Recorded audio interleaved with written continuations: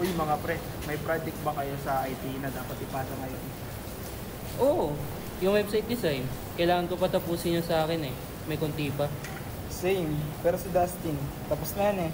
Palaging advance yan. Siyempre naman, kung gusto nyo, parang ko laptop ko. Tignan nyo sample ko. Pakita nga rin ang code nyo, pre. Baka sakaling gumanda grade ko. Pre, seryoso, si Sir may quit sa plagiarism, ayoko na masira ulit. Uy, tara pre, siya. Tara, tama. Tara, break. Tara, tara.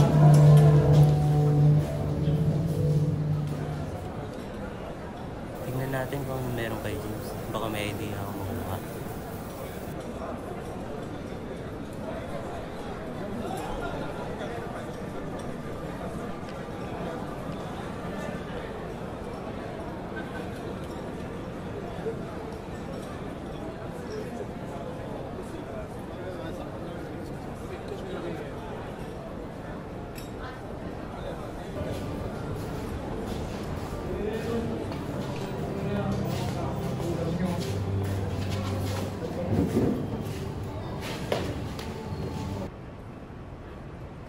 Hala, ba't iba na yung file ko? Asa na yung last edit ko kagabi? Ha?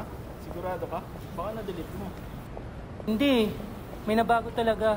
May nanagdagan sa code na hindi ako gumawa.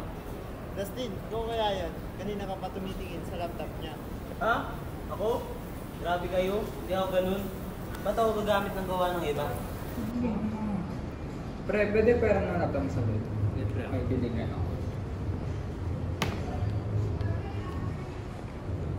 Pre, nakita ko to sa shared folder. May file na pangalang James Project Edited. Dustin, ikaw lang may access dyan, di ba? Eh, kasi yun naman. Wala lang. Titignan ko lang. Hindi ko naman binasa. Grabe ka pre. Pinaghirapan ko yun, tapos agawin mo lang. Akala ko tropa tayo. Ayan ang sinasabi ko eh.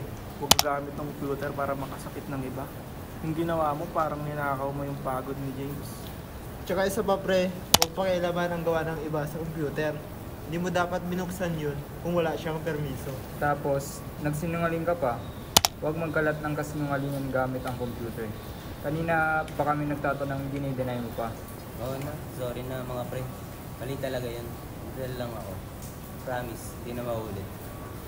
Okay lang pre. Pero sana next time, tandaan mo na may epekto ang bawat pag-click. Tama, computer lang yan, pero ang respeto at tiwala, hindi basta nare-reset. O mga pre, gawa na tayo. Yung legit ha, yung walang shortcut. Oo nga, baka next time. Si Sir na mismo magpahakbak sa atin.